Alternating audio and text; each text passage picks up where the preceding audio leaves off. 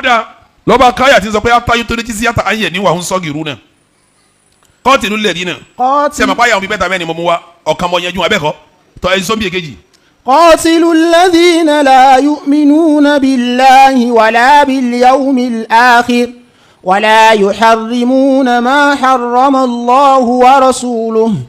ولا يدينون دين الحق من الذين أوتوا الكتاب حتى يعطوا الجزية عن يد وهم صاغرون. sẹ́ẹ̀rì ayé eléyìí kan ni mo fẹ́ mú jáde mẹ́ kò gùn rárá sẹ́ẹ̀rì ẹni tó bá bá wa jà náà làbàjá ṣe ti gbọ́ mi ẹ ti gbọ́dọ̀ mi tó ẹ pẹ̀lú Islam náà ni béèyàn ọba ti bá wa jà tó lọ́ wọn máa lọ ṣọ́ọ̀ṣì òun máa lọ sí kíní máa lọ àmọ́ sanwó kí mo ní yóò ṣe ọ̀pọ̀lọpọ̀ sanwó bó ni o ṣe ní sanwó bó ni o ṣe ní sanwó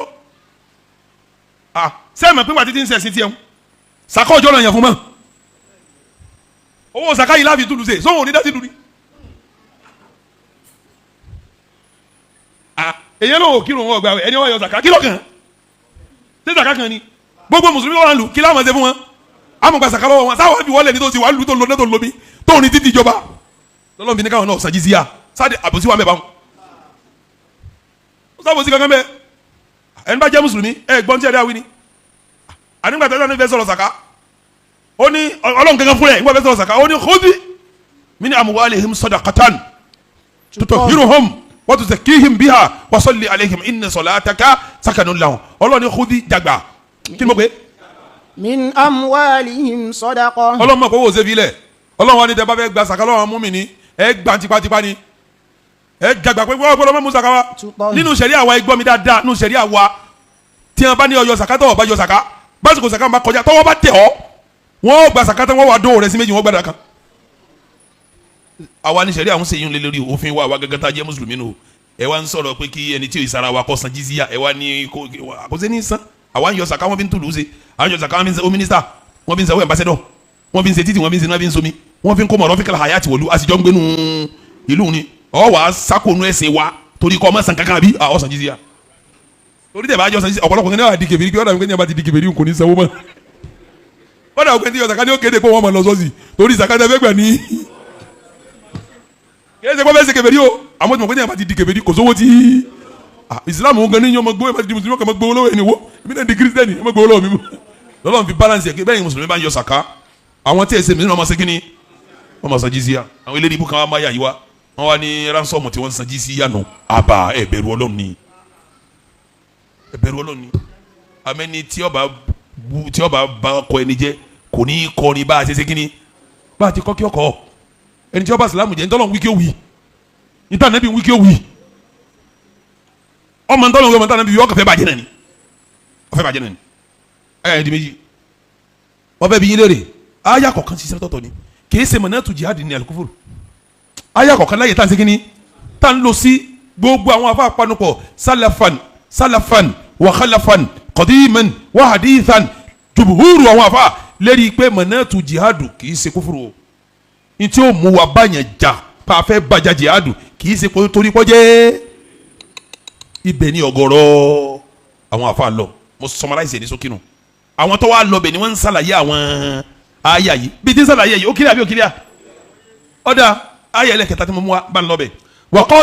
waqatiluhum ẹ máa pa wọ́n lọ. hatta la takuna fitnatun. tí ò fi ní sí ẹ̀sìn kankan tí ò fi ní sí ẹbọ kankan lórí rẹ̀ mọ́. wa yakuna ad-dinu kulluhu lillah. gbogbo ẹ̀sìn pátá yóò wá di tọ́lọ́run. fa in intahaw fa inna Allaha bima ya'maluna basir.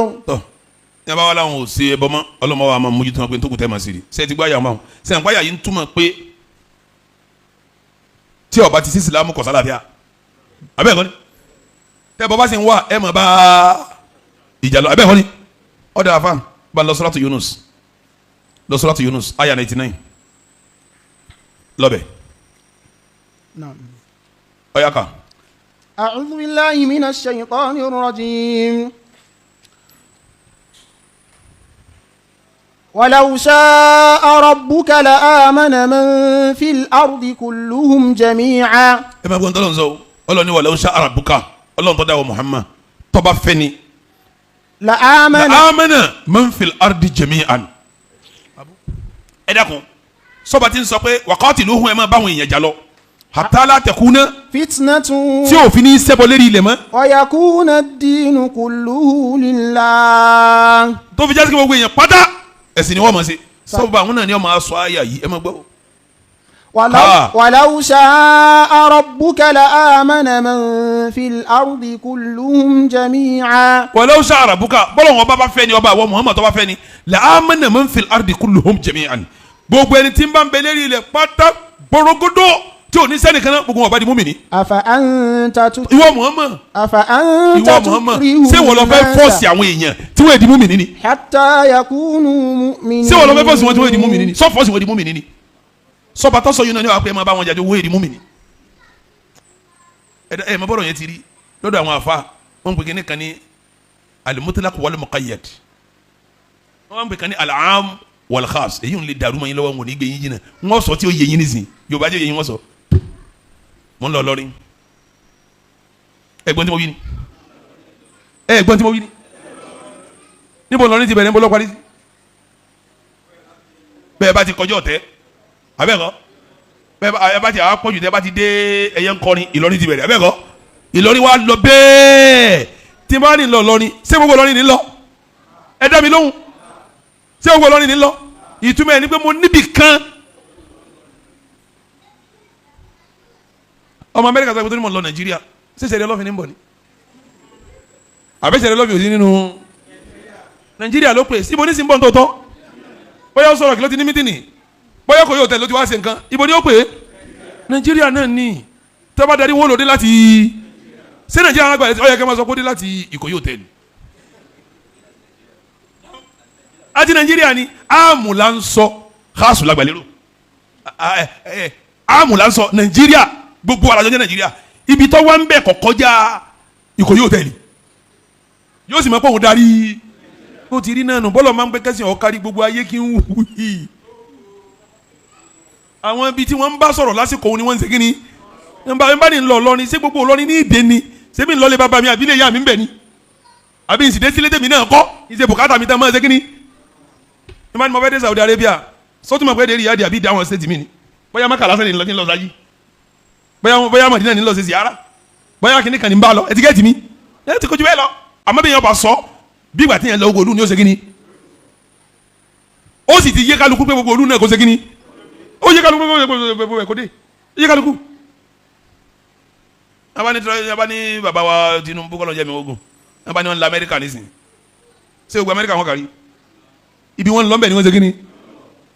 Ọlọ́run bá ní kẹsàn ọ kárí gbogbo lẹ ibi ọba wà náà ní wí òun náà lójú oyé wa pé àfọ àǹtà tó kiri wù náà sà ó lè kọ̀mpẹ́ẹ̀lì gbogbo èèyàn ó lè fọ́ọ̀sì gbogbo èèyàn àtàyẹ̀kúnú. mu'mini. ayà yẹn níbi tí ń sọ̀rọ̀ mọ́ kì í ṣe gbogbo ayé wọn ni wọ́n yóò di mùmínì kò ṣeéṣe tọ́lọ́ nǹkan ẹ̀la ọmọlẹ́bí kò ṣeéṣe kí ni kò ṣeéṣe sọ́lọ́ ń tọ́ mọ̀ pé kò ṣeéṣe ó tún wá fètò kò ṣeéṣe lẹ̀ ẹ mọ̀ ẹ gbọ́ mi fa ọlọ́mọ pé kò ṣeéṣe ó sì sọ wà náà yòókè ntọ́ fẹ́ ṣe yóò ṣeéṣe kí ni kò ṣeéṣe mọ́dánwó ó tún wá lẹ́tọ̀ kalẹ̀ pé kọ́dà bó o ti ní dánwò tó bá ń lọ Suratul Mumtahina ayẹlẹ kẹjọ bá ń lọ bẹ̀ Ọlọ́run tún fètò kalẹ̀ pé wo kò ṣeéṣe kó ní gbogbo wọn ó di mùsùlùmí o káwọn kan bá ti ṣe mùsùlùmí ẹ̀yin tẹ́ bá ti jẹ́ àwọn tó bá jẹ́ kẹfìrí bẹ́ẹ̀ la yanhakumullahu anil ladhina lam yuqatilukum fid-din. Ọlọ́ni wọ́n mọ̀ dàwọn ara rẹ o bá a ti ní wọ́n di mùsùlùmí náà ogun kí ó di o ìwọ ogun òsìlè fọ́ọ̀sì ẹnìkan o ẹnu bíi ipá rẹ bá kálá ń pẹ́ kó o bá wọn sọ̀rọ̀ kó o di mùsùlùmí àwọn tó kù ó fi wọn lẹ̀ ní sọ́wọ́ láwọn tí ọba kùn náà tí wọn ọba ti lé bọ́ ọjà Ọlọ́run ọkọ̀ fún ọ bí wọn ọba ti bọ́ ọjà Ọlọ́run náà ó sì kọ̀ fún ọ. walam yukhrijukum min diyarikum. àwọn òsìlè yín kò lè yín àsáwọn tí wọ́n lé wọn kò lè wọn ni wọ́n ṣe kíni wọ́n ni wọ́n bá jà wọ́n lé yín kò lè yín. an tabarruhum. kẹ́ ẹ ṣe dáadáa sí wọn. wa tuqsitu ilayhim. bẹ́ẹ̀ bá wọn jọ ń gbèlú ẹ ṣe déédéé pẹ̀lú àwọn náà. inna Allaha yuhibbul muqsitin. Ọlọ́run fẹ́ràn àwọn tí wọ́n ṣe déédéé. إنما ينهاكم الله عن الذين قاتلوكم في الدين. àwọn tí ń bá yín jà wọ́n ní ẹ bá jà tí ń bá yín jà nítorí ẹ̀sìn nítorí kí wọ́n pè é. وأخرجوكم من دياركم. àwọn tí ń lé yín kò lé tí ò jẹ́ gbé lé yín torí ẹ̀sìn ni wọ́n ní ẹ bá jà. وظاهروا على إخراجكم. wọ́n tún ń ṣe ráyọ̀ tìlẹ̀ nígbà àwọn sàgbọ̀dọ̀ lé yín níṣẹ́ àwọn sàgbọ̀dọ̀ lé yín níṣẹ́. أن تولوهم ومن يتولهم فأولئك هم الظالمون. lọ́ba nǹkan ayé Suratul Baqara tọ́gbẹ̀yìn Allahu la ilaha illa la ikraha fi din lọ́ọ̀ka fún mi tabayyana rushdu minal ghayyi bẹ́ẹ̀ bá láyà yìí sọ pé ńgbà náà tẹ́ẹ̀ bá láyà yìí sọ pé waqatiluhum hatta la takuna fitnatun wa yakuna ad-dinu kulluhu lillah bẹ́ẹ̀ bá ní túmọ̀ pé kásámọ̀ jà ní tí gbogbo èèyàn yọ̀ tẹ́ ẹ̀ tún síbi tá níbi wà nígbà náà àti tọ́ba níbi gbà náà ọ̀dà kílẹ̀ fẹ́ sọ sáyà la ikraha fi din òye fọ́ọ̀sì yẹn wọnú ẹ̀sìn. لا إكراه في الدين قد تبين الرشد من الغي فمن يكفر بالطاغوت ويؤمن بالله فمن يكفر بالطاغوت ويؤمن بالله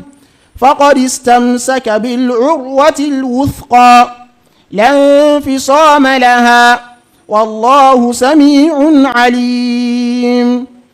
الله ولي الذين آمنوا يخرجهم من الظلمات إلى النور والذين كفروا أولياؤهم الطاغوت يخرجونهم من النور إلى الظلمات أولئك أصحاب النار هم فيها خالدون. ẹ bẹ́ẹ̀ ni wọ́n ní ká máa bá yẹn yẹn wọ́n di mùsùlùmí ọlọ́run tó wá sọ fún wa pé la ikraha àyè fọ́ọ̀sì yẹn wọnú qad tabayyana rushdu minal ghayy ìmọ̀ náà ti kílíà ànú kílíà mọ̀nà kílíà ànú kílíà ẹni bá bá pèlè tafsiri mi lónìí yọ mọ̀ kó mọ̀nà kílíà nígbà tá à ń sọ̀rọ̀ nípa Suratul A'raf lọ ìmọ̀ náà kílíà